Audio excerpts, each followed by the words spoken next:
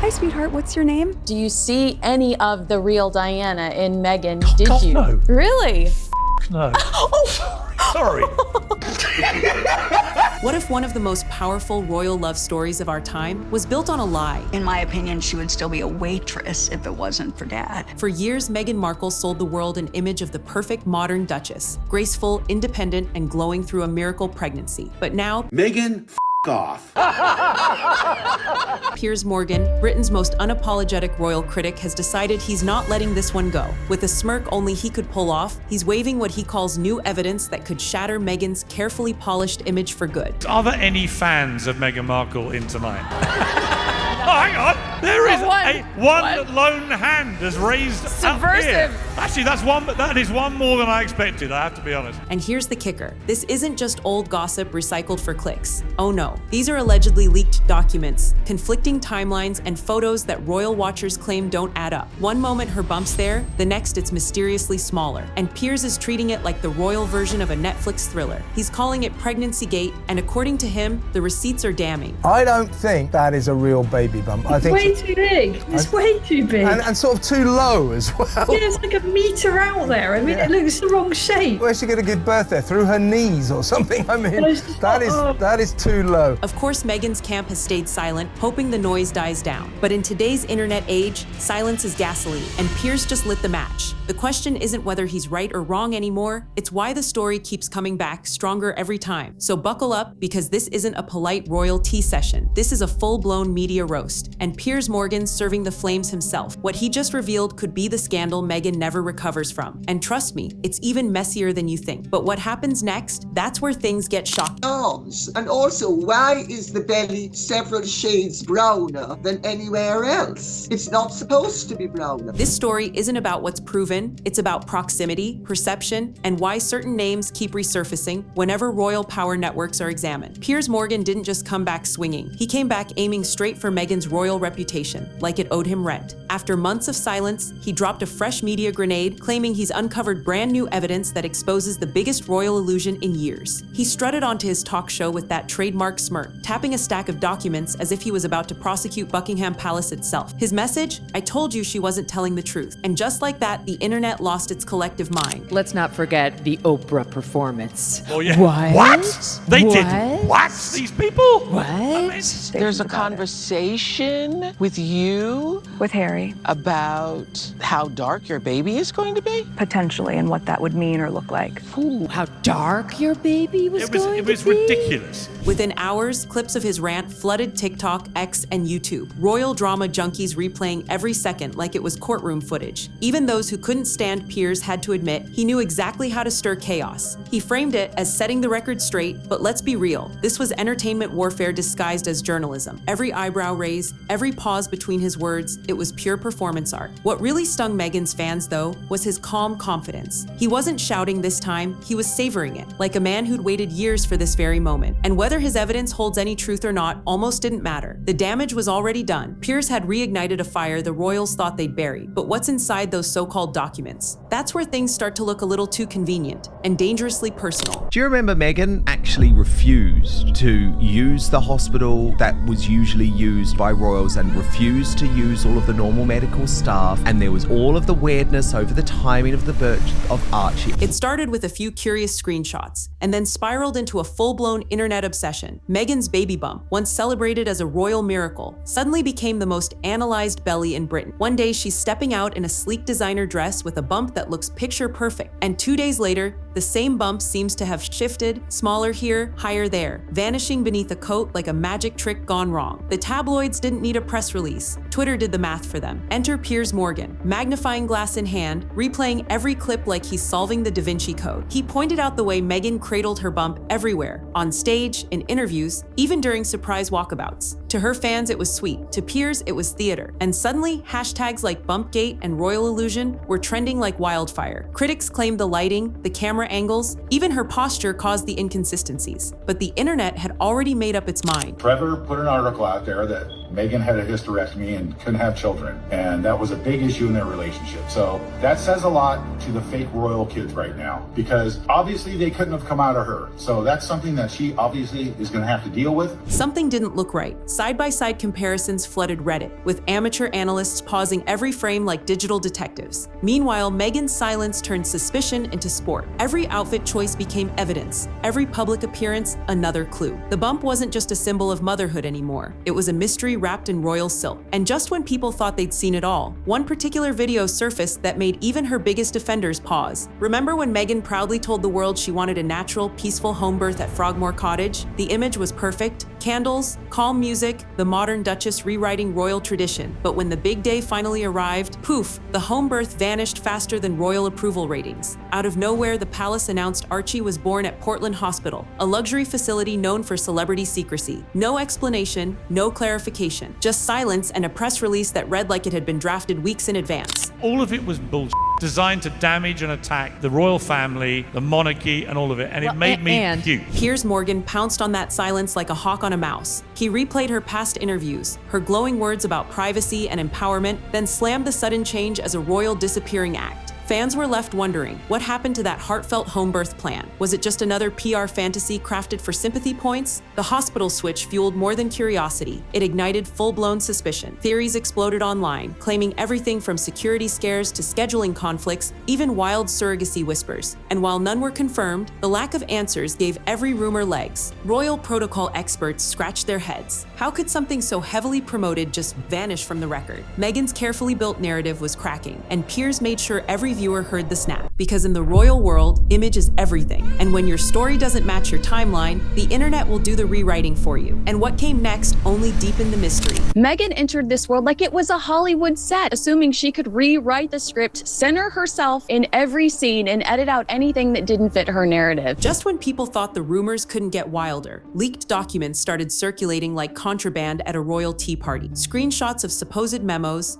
schedules, and private notes suddenly appeared online, each one hinting that Meghan's pregnancy timeline didn't add up. According to these so-called leaks, there were hospital visits on days she was photographed miles away at official events. Coincidence? Piers Morgan didn't think so. He called it proof of a stage-managed pregnancy narrative, and you could practically hear the internet explode. Within hours, hashtags like royal timeline and receipt season were trending. People began stitching together dates, photos, and headlines like digital detectives hunting for royal secrets. The palace stayed silent, of course, but that only made things worse. Silence in a scandal is like gasoline. It doesn't put out the fire, it makes it roar. Even seasoned journalists admitted the timing of the leaks was suspicious. Some argued they were forged to smear Meghan. Others swore they came straight from disgruntled staffers tired of being silenced. Either way, perception became reality. And Piers, ever the showman, didn't miss a beat, grinning through segments where he said, "I'm not saying it's true, but if it is." 57,000 people complained about me for not believing Princess Pinocchio. And eventually my boss had said, can you just apologize to Meghan Markle, or you're going to have to, maybe lose your job. I went, I'll take the job option, thanks, I'll leave. And I walked off into the sunset.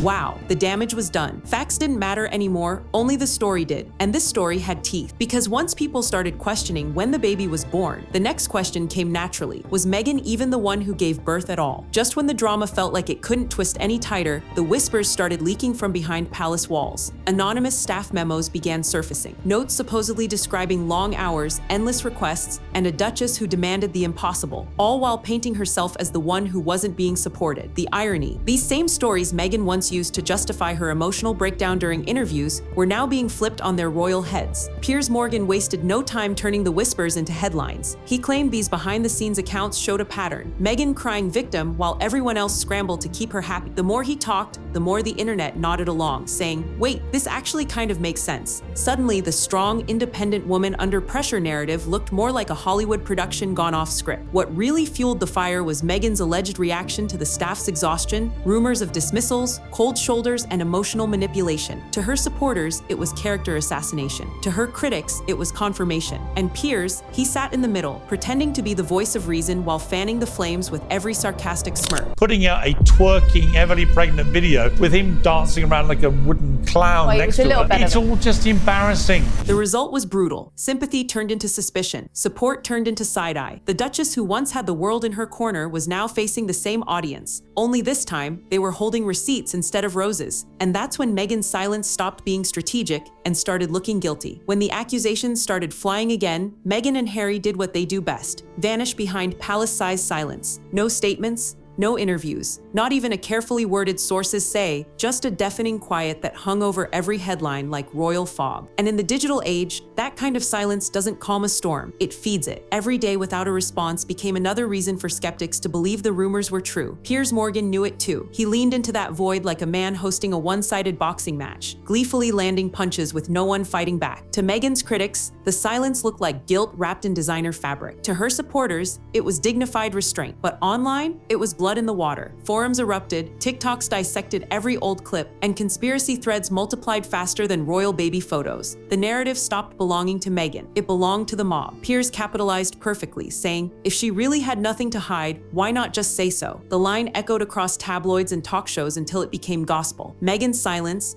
once her shield, turned into her biggest vulnerability. And the irony, the woman who built an empire on her voice, speeches, interviews, empowerment campaigns, was now being buried by the very things she refused to say. Because in the world of royal scandals, it's not the lies that destroy you, it's the silence that lets everyone else write your truth. Why have they simply not made an announcement to the fact that all of this speculation about the children's arrivals? Let's be honest, by this point, it's not even about a baby bump anymore. It's about power, payback, and who gets the final word in the royal circus. Piers Morgan isn't chasing justice, he's chasing dominance. Every headline he crafts, every exclusive he teases, it's ammunition in a personal war that started the moment Meghan ghosted him. That bruised ego has become the engine of a global scandal, and he's steering it like a man on a mission to make sure she never lives it down. But don't get it twisted, Meghan's not just a passive target here. Every time she steps out in designer armor, every Netflix documentary, every podcast drop, it's her silent counterpunch. She's fighting Piers not with words but with visibility. Still, Piers plays the long game, painting himself as the truth teller, taking on Hollywood's royal fairy tale. And let's face it, the world loves a villain who believes he's the hero. The genius or madness of it all is how Piers turned Meghan's narrative into his business model. Every claim, every clip, every shady revelation keeps both their names trending. The feud isn't just personal, it's profitable. So when people ask why he won't let it go, the answer's simple: controversy is currency, and Meghan Markle is his golden ticket. Because in today's fame economy, it doesn't matter who's right, it only matters who gets the clicks first. And trust me, this story's cash register is still ringing. Forget Buckingham Palace. Meghan's real trial happened on the internet, where memes are evidence and hashtags are the jury. Once the rumors took off, social media turned into a 24/7 courtroom, complete with armchair detectives and amateur prosecutors. Every photo, every video, every old interview clip was hauled out like Exhibit A in the case of the People versus the Duchess of Drama. The crowd wasn't looking for truth, they wanted entertainment. And Meghan, whether she liked it or not, was the main event. It makes them newsworthy. So you either then ignore what people are talking about and debating and having all the silly stuff about the fake bump and so on, or you embrace it and we do a debate and it's always the same stuff, right? You two are never going to give an inch. I'm never going to give an inch the other way. We're losing time from our lives. We're never going to get back